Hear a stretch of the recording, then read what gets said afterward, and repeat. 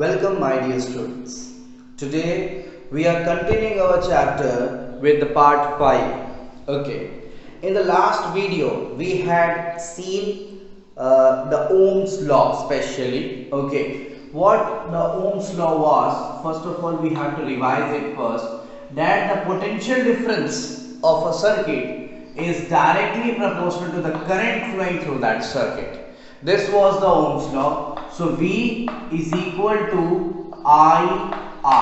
This was the formula. Whenever we remove this proportionality sign, we get a constant which is R. Here this R is known as resistance. Okay. So R is known as resistance. We all had seen in the last part. Okay. And we had seen that R depends upon material, nature of material, depends upon nature of material.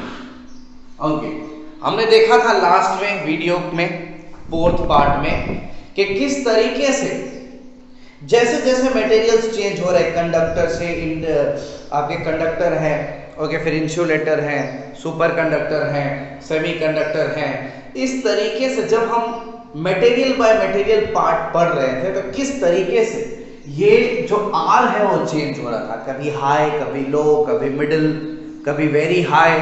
तो are की value जो है बेटा वो material के change होने से change होती है। तो एक फैक्टर तो हमें पता चल गया था कि R is totally depend on the nature of the material. Material will change, then the value of R will also change. This is true. Okay, but something more is there in it. और भी बहुत कुछ है बेटा। R अगर material के change होने से चेंज होता है तो क्या R के और भी कोई फैक्टर्स है? क्या और कोई फिजिकल क्वांटिटी ऐसी है जिसके चेंज होने से R को फर्क पड़ेगा? तो इसको समझने के लिए हमारे साइंटिस्ट ने कुछ एक्सपेरिमेंट्स किए हुए थे। उनमें से एक हम आज देखते हैं कि सबसे पहले तो हम एक सर्किट बनाएंगे, ओके, जिसमें ये हम एक एमीटर फिट करेंगे और एक रेजिस्टेंस के थ्रू एक पोटेंशियल डिफरेंस वोल्टमीटर फिक्स करेंगे, एक V वोल्टेज का बैटरी पुट करेंगे, R रेजिस्टेंस से, करंट हमारा I रहेगा, ओके, इस तरह से एक स्विच बना देंगे। ये इस तरीके से हमने एक सर्किट बनाया और इसमें हमने पहले केस में मैं बात कर रहा हूं फर्स्ट केस की कि हमारा जो करंट है, ठीक है, वो हमने रखा है कैपिटल I। पहले तो हम वोल्टेज रखेंगे, वोल्टेज अप्लाई होता है उसके बाद करंट आता बेटा। तो voltage is the independent category जिसको हम चेंज कर सकते हैं। सो वोल्टेज V हमने रखा हुआ है जिसके वजह से हमें करंट मिल रहा है, we are getting a current I, okay, first case में। आफ्टर दैट इस करंट I है तो हमारे रेजिस्टेंस, हमारे सर्किट में एक रेजिस्टेंस भी है, we have a resistance in our circuit. तो जो रेजिस्टेंस है बेटा वो उसके वजह से कितना बन रहा है, रेजिस्टेंस बन रहा है R। तो हमारे पास वोल्टेज है, करंट है और रेजिस्टेंस है।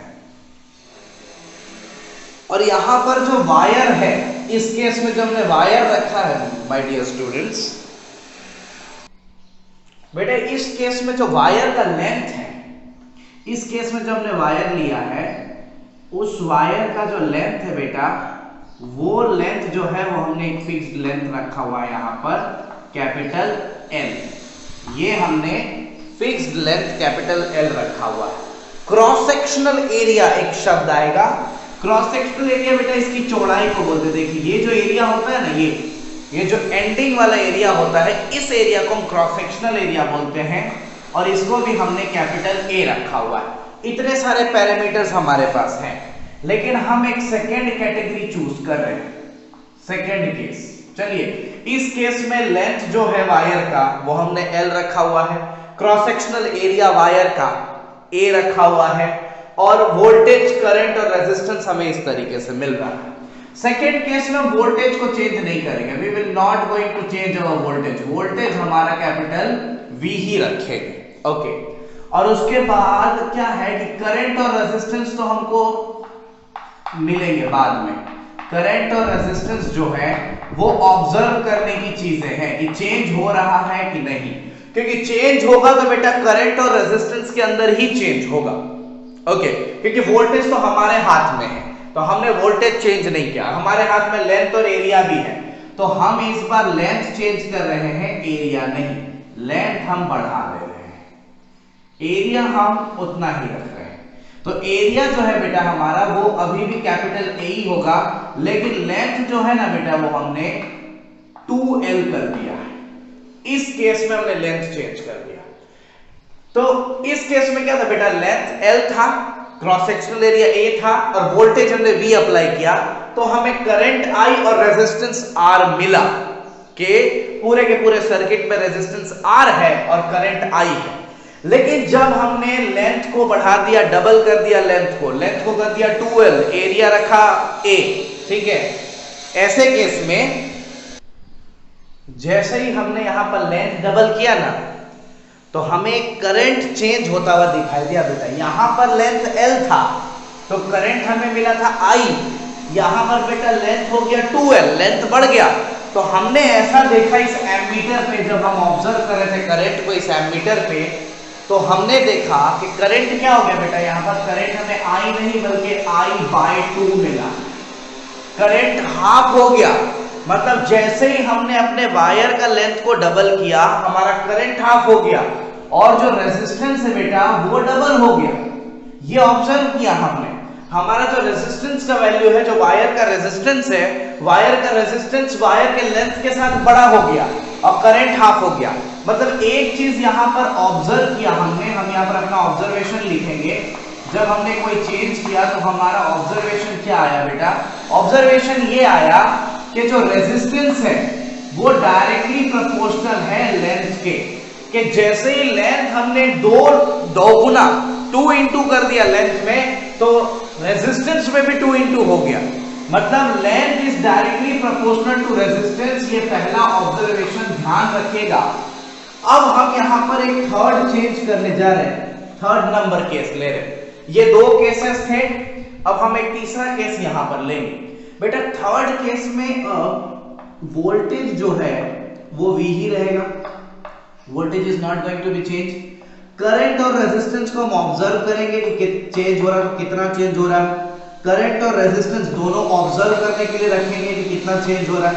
ओके, और हमारा जो लेंथ है वायर का बेटा, वायर का लेंथ जो है इस बार वो लेंथ उतना ही रखेंगे, लेकिन क्रॉस सेक्शनल एरिया जो है वायर का वो हम बढ़ा देंगे। तो बेटा हमने लेंथ जो है यहां पर L ही रखा है, लेंथ वो L ही रखा, लेकिन जो क्रॉस सेक्शनल एरिया है ये क्रॉस सेक्शनल एरिया को हमने 2 गुना कर दिया, 2A कर दिया। इस केस में, इस थर्ड नंबर के केस में, ये थर्ड नंबर का केस है, ये 1 नंबर का केस है और ये सेकंड नंबर का केस है। ये तीनों केसेस में, ये जो थर्ड केस में क्या होगा ना बेटा, करंट जो है वो 2 गुना हो जाएगा। करंट जो है हम यहां पर एमीटर में ऑब्जर्व कर रहे हैं, करंट जो है वो 2 गुना हो जाएगा और यहाँ वोल्टेज जो है वो ज्यादा डाउन, यहाँ वोल्टेज कम डाउन होगा, करंट ज्यादा फैलेगा। तो बेटा रेजिस्टेंस जो है ना वो बेटा वो आधा हो गया। इस बार रेजिस्टेंस कम हो गया। तो यहां पर हम ऑब्जर्वेशन क्या देख सकते हैं, ये इस केस में जो ऑब्जर्वेशन है वो हमारा क्या हो सकता है कि हमने क्या ऑब्जर्व किया कि हमने जैसे ही एरिया, क्रॉस सेक्शनल एरिया को बढ़ाया, वैसे ही हमारा रेजिस्टेंस कम हो गया, करंट बढ़ गया। मतलब अगर हम यहाँ ऑब्जर्व करें, जैसे हमने यहाँ ऑब्जर्व किया था कि रेजिस्टेंस जो है वो लेंथ के साथ बढ़ रहा है, लेंथ के साथ रेजिस्टेंस का डायरेक्ट कनेक्शन है। मतलब यहाँ पर हमें पैरामीटर पता चला, नेचर ऑफ मटेरियल के अलावा लेंथ चेंज होने से, मटेरियल का, वायर का लेंथ चेंज होने से रेजिस्टेंस चेंज हो रहा है। और यहाँ भी वैसा ही कुछ हो रहा है। देखिए यहाँ पर हमने क्रॉस सेक्शनल एरिया चेंज किया, डबल कर दिया क्रॉस सेक्शनल एरिया, तो उतने ही मात्रा में 2 से क्रॉस सेक्शनल एरिया को मल्टीप्लाई किया और यहाँ 2 से रेजिस्टेंस डिवाइड हो गया।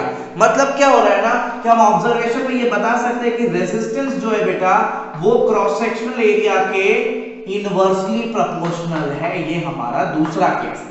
Resistance is inversely proportional to the cross sectional area. तो ये दो बड़े ऑब्जर्वेशन साइंटिस्ट ने इस एक्सपेरिमेंट से किए थे, जिससे पता चला कि रेजिस्टेंस नेचर ऑफ मटेरियल के अलावा भी लेंथ और क्रॉस सेक्शनल एरिया के कारण से भी जो है वो चेंज होता है। तो my dear students, this is very important. हमें दो और पैरामीटर्स मिल गए हैं जो फैक्टर्स बन गए हैं रेजिस्टेंस के। सो ये जो है आप स्क्रीनशॉट ले सकते हो, इसको आप अपने नोट्स में उतार सकते हो। ओके, सो अब मैं बोर्ड को मिटाने जा रहा हूं। सो माय डियर स्टूडेंट्स, इस एक्सपेरिमेंट को देखने के बाद हमारे हाथ लगी दो बड़ी चीजें। सबसे पहला पॉइंट जो हमारा हाथ लगा है कि हम बोल सकते हैं कि resistance of any material okay is directly proportional to its length। So length के साथ इसका डायरेक्टली प्रोपोर्शनल का रिलेशन है। मतलब अगर हम इसी सेंटेंस को मैथमेटिकली लिखें तो कैसे लिखेंगे? Resistance is directly proportional to length, और इसको हम देंगे इक्वेशन 1। मतलब हमारा ये स्टेटमेंट 1, इक्वेशन तो नहीं होगा, ये इन इक्वेशन ही होगा। ओके, नाउ सेकंड नंबर, दूसरी बड़ी बात हमारे पास क्या हाथ लगी कि रेजिस्टेंस ऑफ एनी मटेरियल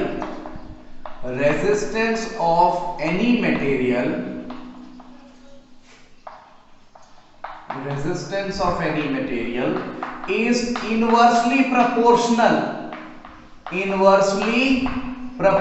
मतलब जितना रेजिस्टेंस को बढ़ाओगे उतना वो घटेगा। Inversely proportional to its cross sectional area, cross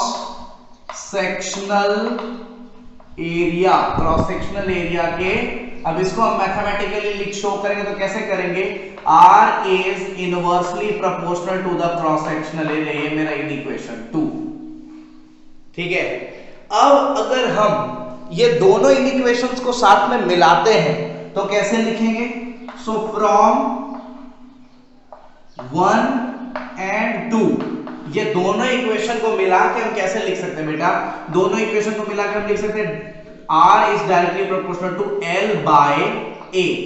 denominator में A है, इसका मतलब इनवर्सली प्रोपोर्शनल है L के साथ। न्यूमरेटर में L है, इसका मतलब है डायरेक्टली प्रोपोर्शनल है R के साथ। तो R is directly proportional to L by A। अब फिजिक्स के नियम के अकॉर्डिंग अगर हम इस डायरेक्टली प्रोपोर्शनल का साइन हटाते हैं, प्रोपोर्शनलिटी हटाते हैं, तो इक्वल्स टू के साथ में हमारे पास एक कांस्टेंट भी आता है। ओम्स लॉ के समय में कांस्टेंट रेजिस्टेंस आया था, कैपिटल R।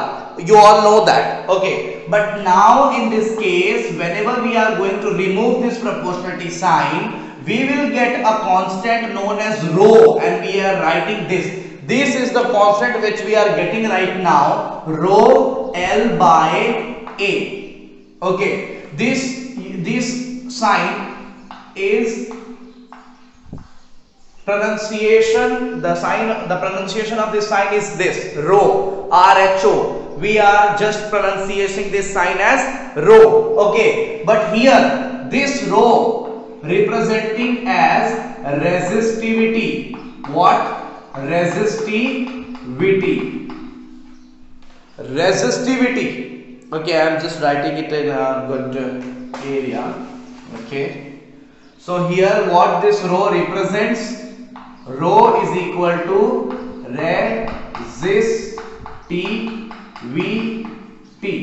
resistivity। ओके, सो rho यहां रेजिस्टिविटी है। रेजिस्टिविटी, अब आपके पास एक और फिजिकल क्वांटिटी आ गई। ओके, क्या कि जो रेजिस्टेंस था वो मटेरियल से बेटा अलग होता था। हम लोग पहले ही देखे थे कि कंडक्टर है तो कंडक्टर के लिए रेजिस्टेंस अलग, ओके, तो इंसुलेटर है तो इंसुलेटर के लिए अलग। तो अब रेजिस्टिविटी एक पर्टिकुलर मटेरियल के लिए, पर्टिकुलर लेंथ और एरिया के लिए बिल्कुल सेम होगा। आपको अभी मेरी बातें थोड़ी सी नहीं समझ में आ रही होंगी, लेकिन आगे जैसे जैसे एक्सप्लेन होगा आपको समझ में आएगा। फिलहाल इतना समझ में आया कि जो फैक्टर्स थे रेजिस्टेंस के, उन फैक्टर्स को मिला के हमने एक फॉर्मूला तैयार कर लिया है, और उस फॉर्मूला में हमें जो मिला है और जो कांस्टेंट मिला है उसको हम रेजिस्टिविटी बोल रहे हैं। ओके, अभी रेजिस्टिविटी के बारे में लंबी चर्चा करनी है, ये आपका बहुत इंपॉर्टेंट है, इसका भी आप स्क्रीनशॉट ले सकते हो, आप इसको अपने बुक में लिख लीजिएगा। सो माय डियर स्टूडेंट्स, हमारे पास आया क्या है, तो हमारे पास अभी एक फॉर्मूला आई है R is equal to rho L by A। Okay, so ये रो है रेजिस्टिविटी, तो हम रो को एक साइड करके रो के लिए फॉर्मूला इसमें से निकाल देते हैं।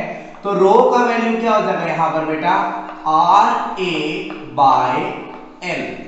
ओके, तो यहां पर अब अगर हम यूनिट ऑफ रो के बारे में बात करें, यूनिट ऑफ रेजिस्टिविटी के बारे में अगर हम बात करें, तो मैंने कहा है आपको कि आपको किसी भी तरह के यूनिट को याद रखने की आवश्यकता नहीं है।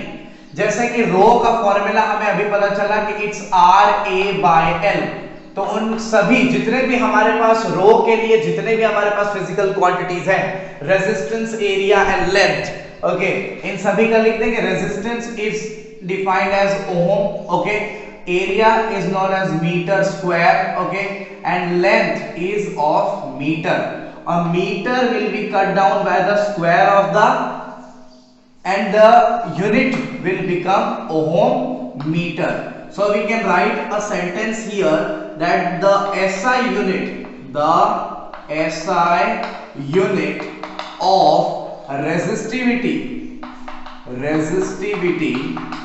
is ohm meter. रेजिस्टिविटी को ओहम मीटर में मापा जाएगा। रेजिस्टिविटी आपके लिए एक फिजिकल क्वांटिटी आ चुकी है, ठीक है।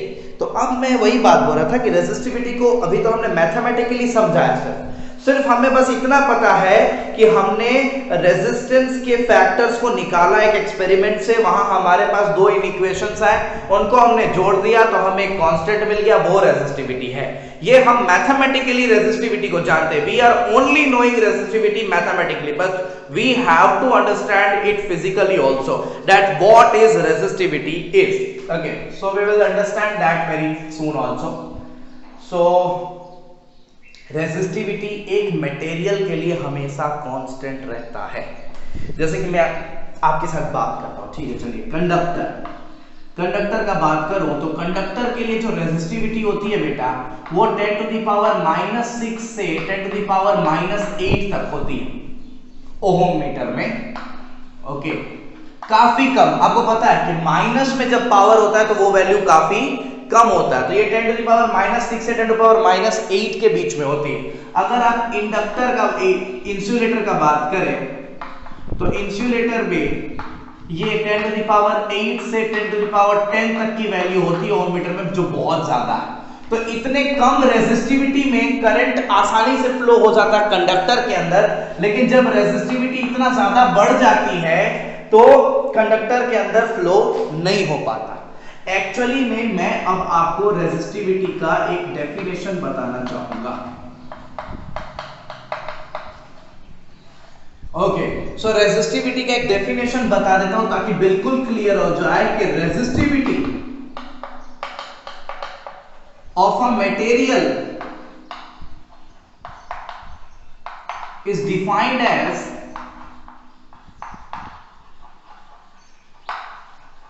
the resistance offered by the material of length unit length and unit cross sectional area of unit length and unit cross sectional area, unit cross sectional area. This is the definition of resistivity. Resistivity की definition आ गई आपके सामने कि बेटा resistivity किसी material की होती है, कोई पर्टिकुलर मटेरियल की रेजिस्टिविटी होती है, गोल्ड की रेजिस्टिविटी होती है, कॉपर की रेजिस्टिविटी होती है, एल्यूमिनियम की रेजिस्टिविटी होती है। तो हर एक मटेरियल का अपना एक रेजिस्टिविटी होता है, लेकिन वो रेजिस्टिविटी होता क्या है एक्चुअली? तो रेजिस्टिविटी किसी मटेरियल का हम ऐसे डिफाइन कर सकते हैं कि रेजिस्टेंस, रेजिस्टिविटी कुछ नहीं है, रेजिस्टेंस ही है। रेजिस्टेंस है लेकिन उस मटेरियल के यूनिट लेंथ और यूनिट क्रॉस सेक्शनल एरिया का रेजिस्टेंस है। अगर आप गोल्ड के रेजिस्टिविटी की बात करो, ठीक है, मतलब आप गोल्ड के ऐसे वायर के बारे में बात कर रहे हो जिसका लेंथ 1 मीटर का है और जिसका cross sectional area 1 metre square का, मतलब ऐसा मटेरियल जिसका एरिया 1 मीटर स्क्वायर का हो, जिसका लेंथ 1 मीटर का हो, इस तरह का इस शेप का मटेरियल का जो रेजिस्टेंस होगा, सपोज ये गोल्ड है और इसका रेजिस्टेंस कुछ 0.2 है, सपोज 0.2 ओम है, सपोज ऐसा संभव नहीं है, लेकिन जस्ट फॉर एन एग्जांपल कि ये एक गोल्ड का इतना बड़ा टुकड़ा है, 1 मीटर का लेंथ और 1 मीटर स्क्वायर का क्रॉस सेक्शन एरिया है, और इसका ये जो है ना 0.2 ओम अगर इसका रेजिस्टेंस है, पूरी दुनिया में आप गोल्ड का इस डायमेंशन का आप लेंथ ले लो, इसका आप एरिया ले लो, रेजिस्टेंस 0.2 ओम ही होगा। सो रेजिस्टिविटी बोलते हैं इसको। अगर किसी मटेरियल 1 मीटर लेंथ का और 1 मीटर स्क्वायर का क्रॉस सेक्शनल एरिया हो, इस शेप का कोई मटेरियल हो, उसका रेजिस्टेंस हमेशा कांस्टेंट होता है और उसी को हम रेजिस्टिविटी बोलते हैं। ओके, सो अभी हम और बात करेंगे इसमें। अब हम अगर कॉपर का बात करें, कॉपर की रेजिस्टिविटी और एल्यूमिनियम की रेजिस्टिविटी का बात करते हैं, तो बेटा कॉपर की रेजिस्टिविटी होती है 1.7 × 10⁻⁸ ओम मीटर, ये रेजिस्टिविटी है कॉपर की। इसका मतलब क्या हुआ? अगर मैं कॉपर की रेजिस्टिविटी ये लिख रहा हूं तो इसका मतलब क्या हुआ? 1.7 × 10⁻⁸ ओम मीटर, मतलब कॉपर, जिस कॉपर का मैं ये रेजिस्टेंस लिख रहा हूं वो कॉपर 1 मीटर का लेंथ का है। जिस कॉपर के रेजिस्टेंस के बारे में यहां लिख रहा हूं वो कॉपर का cross sectional area 1 metre square का है। ओके, सो इसलिए ये 1.7 × 10⁻⁸ ओम मीटर मैंने लिखा हुआ है। ओके, और एल्यूमिनियम का इसी के आसपास 2.7 × 10⁻⁸ ओम मीटर का होता। तो रेजिस्टिविटी एक मटेरियल के लिए कांस्टेंट होती है। तो बेटा आपको तो पता है ना एक चीज, ठीक है, मैं आपको अभी बताता हूं। सो माय डियर स्टूडेंट्स, जैसे कि मैंने आपको बताया कि रेजिस्टिविटी होती क्या है, कोई भी मटेरियल जिसका लेंथ जो है माय डियर स्टूडेंट्स वो 1 मीटर का, लेंथ कितना हो 1 मीटर, यूनिट लेंथ हो, यूनिट क्रॉस सेक्शनल एरिया हो, उस शेप का जो रेजिस्टेंस होता है, इसका जो रेजिस्टेंस होगा, इसका जो रेजिस्टेंस होने वाला बेटा वही रेजिस्टिविटी कहलाती। ओके, इस तरह के शेप का कोई भी, अब सपोज इस तरह का शेप जो है बेटा वो मैंने ले लिया कॉपर का, कॉपर का इतना ही लेंथ है, इतना लेंथ कॉपर का जो रेजिस्टेंस होगा ना बेटा वो होगा 1.7 × 10⁻⁸ ओम मीटर का। तो बेटा ये एक्चुअली में तो रेजिस्टेंस ही है, लेकिन ये रेजिस्टेंस 1 मीटर लेंथ कॉपर है और 1 मीटर स्क्वायर कॉपर का क्रॉस सेक्शनल एरिया है, इसलिए इस रेजिस्टेंस को हम बोलेंगे रेजिस्टिविटी, और ये रेजिस्टिविटी कभी चेंज कहीं नहीं होगी। कॉपर के लिए इस लेंथ और एरिया का रेजिस्टेंस यही रहेगा फिक्स्ड, ठीक है। वही हम अगर एल्यूमिनियम का बात करें तो एल्यूमिनियम के लिए 2.7 × 10⁻⁸ ओम मीटर बोला मैंने, ठीक है। तो उसमें भी जो रेजिस्टेंस, ये है तो रेजिस्टेंस, लेकिन एक्चुअली ये जिस लेंथ और एरिया का रेजिस्टेंस है वो यूनिट लेंथ और यूनिट एरिया, इसलिए बेटा ये चीज फिक्स्ड होती है दुनिया में, इसलिए हम इसको रेजिस्टिविटी बोलते हैं, ठीक है। तो रेजिस्टिविटी इज कांस्टेंट, रेजिस्टिविटी हमेशा कांस्टेंट होती है, लेकिन बेटा जो आपका रेजिस्टेंस होता है, resistivity is constant, but resistance changes with length changes और resistance changes with area changes, ठीक है। एरिया और लेंथ चेंज होता है तो बेटा रेजिस्टेंस चेंज होता है, लेकिन रेजिस्टिविटी बिल्कुल कांस्टेंट रहती है क्योंकि इसमें हमने लेंथ और एरिया ही कांस्टेंट रखा, यूनिट रखा। ओके, 1 यूनिट का लेंथ और 1 यूनिट का एरिया हमने रेजिस्टिविटी के लिए कांस्टेंट रखा है, इसलिए ये आइटम जो है, ये जो फिजिकल क्वांटिटी है रेजिस्टिविटी, ये कांस्टेंट होती है किसी मटेरियल के लिए। Material change, resistivity change. Okay, so अब फाइनली हमें बिल्कुल कंक्लूजन वाला बात करना है कि हमारा रेजिस्टेंस सबसे पहले लेंथ के हिसाब से चेंज होता है, एरिया ऑफ क्रॉस सेक्शन के हिसाब से चेंज होता है, और फिर टेम्परेचर, मैंने पहले भी बात किया हुआ था कि टेम्परेचर अगर आप चेंज करोगे तो रेजिस्टेंस चेंज होगा। ओके, टेम्परेचर फिलहाल आपके हर केस में टेम्परेचर कांस्टेंट रहने वाला, टेम्परेचर को हम चेंज नहीं करेंगे। टेम्परेचर को आप चेंज जरूर करोगे लेकिन क्लास 12th के टॉपिक पे, जब आप क्लास 12th में जाओगे तो आप टेम्परेचर भी चेंज करके उसके बाद रेजिस्टेंस को और डीपली पढ़ोगे, लेकिन फिलहाल आपके केस में टेम्परेचर कांस्टेंट रखा गया है। और चौथा ये है नेचर ऑफ मटेरियल। मटेरियल के नेचर पे भी रेजिस्टेंस डिपेंड करता है। तो इतनी सारी चीजों पे आपका रेजिस्टेंस डिपेंड कर रहा था और हमने उसको यहां बिल्कुल एक्सप्लेन कर दिया। तो एक्चुअली में जितने फैक्टर्स के ऊपर रेजिस्टेंस डिपेंड करता है आपको वो सारे फैक्टर्स पता चल गए। आपको ये दो फॉर्मूलाज पता चल गए, R is equal to rho L by A, और एक इसी में से हमने रो का वैल्यू निकाला था, rho is equal to R A by L. Okay, आपको रो का यूनिट भी पता चल गया, इट्स ओहम मीटर। ओके, सब कुछ पता चल गया। आपको पता है कि इसको हम लोग आर एच ओ रो पढ़ते हैं, ठीक है, कोई बात नहीं। तो ये हमने अभी जाना है। तो अब हम जो है इसी वीडियो में पहले तो ओम्स लॉ और उसके बाद ये factors depends on resistance, factors that changes resistance, इन दोनों के ऊपर कुछ न्यूमेरिकल्स बनाते हैं। तो चलिए, so this is the first numerical which is based upon Ohm's law, but I am saying this for the first time, otherwise you have to read the question and you have to decide that this numerical is belongs to which topic. Okay, first of all, here what asks us, question is asking that how much current will an electric bulb draw from a 220 volt source if the resistance is 1200 ohm.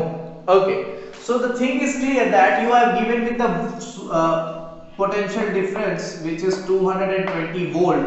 Okay, and one thing also is given here is resistance of the bulb which is 1200 ohm. Okay, so what you have to find is current. Okay, so from Ohm's law you can write, from Ohm's law we can write V is equal to IR. Okay, so what is V here? It's 220. Okay, I we have to find, and what is R? It's 1200.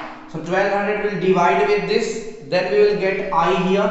So I will equal to 220 divided by 1200. Okay, this 1200 will divide and will come in the denominator of 220. 20 will be cut down and the answer will, after cutting, it's 11 by 60. And 11 by 60 will be equal to 0.18 ampere. Okay, this will equal to 0.18 ampere.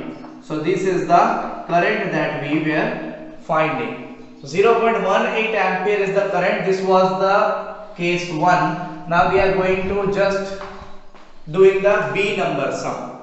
This is as same as the 1 number, because how much current we have to find the current here also, and we have the voltage of 220 volts, same as of in the case 1. But here the resistance of heater coil is 100 ohm only. Okay, it's only 100 ohm here. Okay, so whenever we are finding, so we will write that from Ohm's law, because we know that we have to just use this law here for solving this sum. So from Ohm's law we will write V is equal to IR. After that I will put the values. In space of V we will write 220, in space of R we will write 100, and this 100 will go upon here and divide by 220. Then I will be 200 by 220 by 100. 10 will be cut down and the answer will be 22 by 10. In the decimal way we can write 2.2 ampere. So this is the current which we are finding and we had get in the last. Okay. So in the first case we had got 0.18 ampere and the second case we got 2.2 ampere. तो सबसे पहले जो तरीका होता है हमारे dear students किसी भी तरह के न्यूमेरिकल्स को सॉल्व करने का, वो होता है कि आप पहले गिवन लिखो। अगर आप गिवन लिखोगे तो आपको आइडिया होगा, जैसे आपने वी आर लिखा तो आपको आइडिया हुआ कि वी और आर तो दिया हुआ, तो आई कैसे निकाला जाए, तो हमें अपने आप को फॉर्मूला याद आ जाएगी v is equal to I R, जिसमें v और r मेरे को दिया हुआ है और i हम आसानी से निकाल लेंगे। सो न्यूमेरिकल्स बनाने का ये एक सिस्टमैटिक मेथड होता है, जैसे आप मैथमेटिक्स बनाते हो वैसे ही आप फिजिक्स के न्यूमेरिकल्स भी बनाते हो। तो बेटा this was the first numerical that we had done so far. Now let's do the second numerical. So my dear students, this is the second number numerical which we are going to discuss right now, and ये जो second number numerical है बेटा, इसमें हमने लिखा है कि the potential difference between the terminals of an electric heater। एक इलेक्ट्रिक हीटर है, उसको हम कितना पोटेंशियल डिफरेंस दे रहे हैं। तो सबसे पहले जब भी हम किसी चीज का सॉल्यूशन करते हैं गिवन लिखते हैं, तो सबसे पहले गिवन में मुझे पोटेंशियल डिफरेंस मिला हुआ दैट इज 60 वोल्ट, और ऐसा बोला कि जब पोटेंशियल डिफरेंस हमने 60 वोल्ट लिया तब when it draws a current of 4 ampere from the source.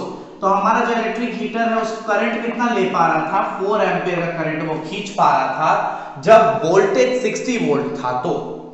तो ऐसे केस में सबसे पहले हमें रेजिस्टेंस फाइंड करना चाहिए कि आखिरकार कितना रेजिस्टेंस है इलेक्ट्रिक हीटर का कि 60 वोल्ट का पोटेंशियल डिफरेंस देने के बावजूद सिर्फ 4 एंपियर का करंट खींच पा रहा, बाकी सारा वोल्टेज जो है वो ड्रॉप हो जा रहा रेजिस्टेंस के वजह से। तो सबसे पहले रेजिस्टेंस ही फाइंड करना होता है, लेकिन यहाँ रेजिस्टेंस फाइंड करने के लिए नहीं दिया है। यहाँ पर बोला है कि अगर 60 वोल्ट हमने दिया है तो 4 एंपियर करंट हो रहा है, तो बोलता है कि what current will the heater draw if the potential difference is increase to 120 volt.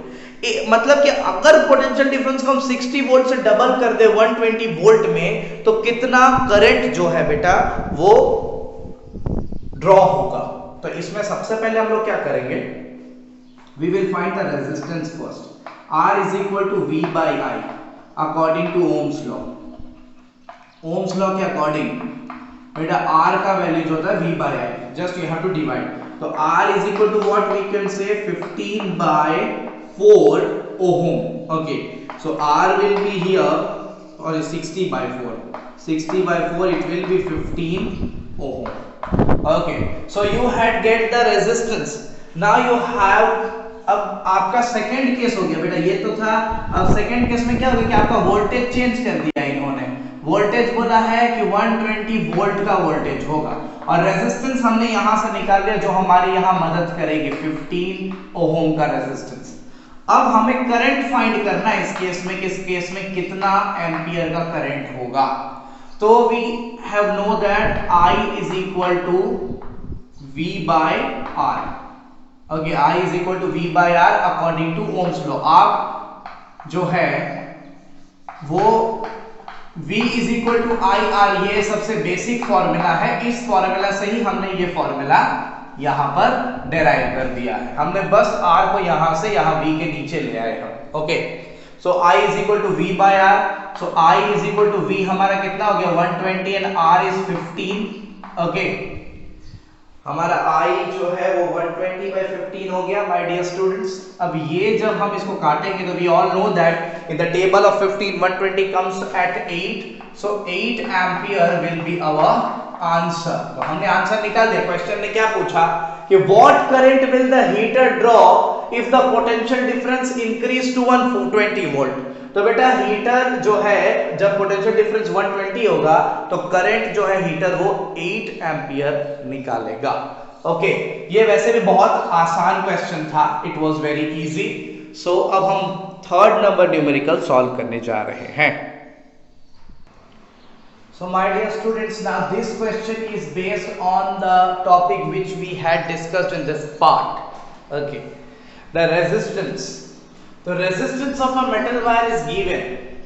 Okay, the resistance of a metal wire of length 1 meter is 26 ohm, and if the diameter of the wire is 0.3 mm, what will be the resistivity of the metal? बेटा length आपको क्या दे दिया है, length आपके पास है 1 metre, resistance भी आपके पास है 26 ओम। ओके, आपके पास टेम्परेचर है, वो तो कांस्टेंट रहेगा, टेम्परेचर में तो ऑलरेडी कोई छेड़छाड़ नहीं है, 20 टेम्परेचर इज 20 डिग्री सेल्सियस, वो कांस्टेंट रहेगा, उसके साथ हमारे कोई रिलेशन नहीं है फिलहाल। टेम्परेचर के साथ रिलेशन क्लास 12th के न्यूमेरिकल्स में जरूर आपके साथ होगा, बट अभी हमारा जो डायमीटर है वो मेन होगा 0.3 mm। ओके, जिसको अगर हम रेडियस में चेंज करेंगे तो हम बाद में देख लेंगे इसको किस तरीके से करना है। ओके, तो फर्स्ट ऑफ ऑल क्या होगा बेटा कि आपको निकालना है resistivity. You have to find the resistivity is rho, which is RA/L, means R pi R square. Pi R square is it? Okay, pi R square क्या होगा बेटा? वो A जो है क्रॉस सेक्शनल एरिया, वो एक्चुअली में क्या होता है, सर्कल इन शेप होता है, तो उसका एरिया अगर निकालना हो तो हम A की जगह pi R square by L लिख सकते हैं। ओके, तो हम जब ये रो का वैल्यू बेटा ऐसे निकालेंगे, R का वैल्यू हम रखेंगे 26 मल्टीप्लाई R का वैल्यू 3.14 मल्टीप्लाई R का स्क्वायर करेंगे, यहाँ रेडियस है ये R, this is radius means 0.15 but it will be not be 0.15 because we have to change it in meter, और मीटर में चेंज करने के लिए बेटा हमें डिवाइड बाय 1000 करना पड़ेगा इसको, मींस ये कुछ हो जाएगा 0.0003। ओके, ये मीटर में अब आया, और इसको अगर हमको चेंज करना है रेडियस में तो रेडियस हो जाएगा बेटा 0.00015 मीटर।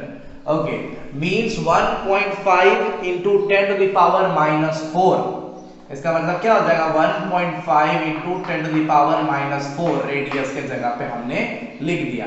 इसका मतलब ही होता है बेटा, इसको स्टैंडर्ड फॉर्म में अगर हम चेंज करें, क्लास 8 में हमने स्टैंडर्ड फॉर्म में चेंज करना सीखा था कि स्टैंडर्ड फॉर्म का मतलब सिर्फ पॉइंट से पहले एक ही नंबर होगा, और इसको अगर हम 1.5 लिखते हैं तो हमने कितना नंबर पॉइंट के उस साइड ले गए 1 2 3 4, इसलिए 10 to the power -4 metre. Okay, so ये हमारा रेडियस है, ये R pi R square by L, तो हमारा क्या है 1 मीटर का ही। ओके, सो इसका जब आप सॉल्यूशन करोगे माय डियर स्टूडेंट, तो आपको रो की वैल्यू कितनी मिलने वाली है after the solution of this, आपको रो की वैल्यू मिलेगी 1.84 into 10 to the power -6 ohm metre. आपको मिलेगी 1.84 into 10 to the power -6 ohm metre. Okay, ये आपको रेजिस्टिविटी मिलेगी। तो इस तरीके से आपको सॉल्व करना पड़ेगा, इसका आपको कैलकुलेशन करेंगे तो आपको ये मिलेगा। ओके, और ये किस टेम्परेचर पे है बेटा, ये 20 डिग्री सेल्सियस के टेम्परेचर पे, हम टेम्परेचर नहीं चेंज कर रहे हैं, तो ये रेजिस्टिविटी हमें इस न्यूमेरिकल में मिल रही है। Now let's check the next numerical. So my dear students, let's discuss the fourth number numerical, which is also totally belongs to the factors of the resistance topic. Okay, so a wire we have here, suppose we have a wire here, okay, of material which have a length of L and cross sectional area capital A. Okay, and it has resistance 4 ohm. Okay, but if we change the cross sectional area and length both of the wire, okay, length will be half L by 2 and cross sectional area will be 2R, means cross sectional area is doubled and length is half. Then what is the value of R? What will be the value of R? What will be the value of resistance here? You have to find the resistance in this case, my dear student. So first of all बेटा हम इस wire के लिए देख लेते हैं for wire 1, तो हम देख रहे हैं फॉर वायर 1, फर्स्ट वायर के लिए देख लेते हैं, फर्स्ट वायर के लिए। तो बेटा फर्स्ट वायर के लिए जो रेजिस्टेंस का फॉर्मूला होगा वो तो R = ρL by A होता है। ओके, L का वैल्यू L ही है और A का वैल्यू A ही है। ओके, सो ये जो R का वैल्यू है L ρ by A, वही तो हमें क्या दिया हुआ है 4 एम्पियर, मतलब हम ऐसा बोल सकते हैं कि रो L बाई ए का वैल्यू 4 एम्पियर का है और इसको हम इक्वेशन 1 मान सकते हैं माय डियर स्टूडेंट्स। लेकिन जब हम वायर 2 के बारे में सोचेंगे तो R is equal to rho L की जगह में हो जाएगा L बाई 2 और A की जगह में हो जाएगा 2A। Row L by A यहां पर इस तरीके से होगा। इसको थोड़ा सा हम अगर सॉल्व करने का कोशिश करें R की वैल्यू को तो ये हो जाएगा बेटा रो, ये वाला जो 2 है बेटा न्यूमरेटर का डिनोमिनेटर, न्यूमरेटर का डिनोमिनेटर डिनोमिनेटर में जाता है, ये टोटल हो जाएगा L by 4A my dear students. ये जो डिनोमिनेटर का 4 है मैं इसको बाहर निकाल लूंगा और मैं इसको ऐसा लिखूंगा 1 by 4 rho L by A। कुछ नहीं किया, बस ये जो 4 है इसको मैंने यहाँ 1 बाय 4 अलग से लिख दिया। अब बेटा आप देखो यहाँ पर रो L बाई A का हमने क्या लिखा है वैल्यू 4, यहाँ भी रो L बाई A मिल गया, तो हम क्या करेंगे यहाँ पर 1 बाय 4 और ये रो L बाई A का वैल्यू जो है वो यहाँ से पुट कर लेंगे इनटू 4 और ये कट के हमें क्या मिल जाएगा 1 ओहम, ये हमें मिल गया हमारा रेजिस्टेंस। तो हमारा आंसर आ गया। हमें पूछा था what would be the resistance of the another wire of the same material having length L by 2 and area cross section 2A। मतलब अगर आप लेंथ को हाफ करते हो और अगर आप एरिया को डबल करते हो तो आपका रेजिस्टेंस जो 4 ओम था वो हो जाएगा 1 ओम। देखिए हमने कुछ नहीं किया, हमने बस वायर 1 से एक इक्वेशन निकाला और वो इक्वेशन को हमने यहां पुट कर दिया वैल्यू, बस। बाकी मेरे आंसर 1 ओम मुझे मिल गया। तो this was the numerical 4th number. Okay, so my dear students, now it is the last numerical which we are going to see in this part, in the part 5th. Okay, so what this numerical says that whenever we have a 12 volt battery is connected across a unknown resistor, we don't know about the value, about the magnitude of the resistor, there is a current of 2.5 milliampere, just see this unit milliampere in the circuit. Find the value of the resistance. You have to find the value of the resistance of the resistor. So first of all, you have been known that you have a potential difference of 12 volt here and also a current which is so small as 2.5 milliampere, which you can write 2.5 into 10 to the power minus 3 ampere. Okay. So my dear students, you have to find the resistance in this case. So it will be very easy. R is equal to V by I. We all know that this is from Ohm's law. We can write that it's from Ohm's law. We had get this equation. We have to find the value of R. So we will divide our potential difference to the current. Okay. So what will be there is the major change. We have to just divide it. So it will be 120 by 25 into 10 to the power 3. Okay, this minus 3 will get up on the numerator side and the negative sign, the exponent will change into the positive sign by the mathematical rule. Okay, and if we are just removing this decimal from here, 110 is going to be multiplied with the numerator, so the numerator will becomes 120 and this will come to the numerator point and the exponent will becomes positive. Okay, so this was the thing that I had done here. Okay, so what will be the decimal after multiplying this? So 25 4s are 100. If we are getting point here, then it's 8. So the answer will be 4.8 into 10 to the power 3 ohm. This will be the resistance, my dear student. This will be the resistance. 4.8 into 10 to the power 3 ohm. This is the answer also. This is the resistance also. So we can also write this as 4.8 kilo ohm, because 10 to the power 3 means 1000 and 1000 can be written as k, means kilo. Okay, so we can write the answer is 4.8 kilo ohm. Okay, so my dear students, the numericals on based upon the Ohm's law and the factors of the resistance topic is now completed. 5 numericals in this video we had solved. So more numericals are there in the textbook, in the reference books, that you have to practice at home. So thank you so much. This video is completed. Bye bye.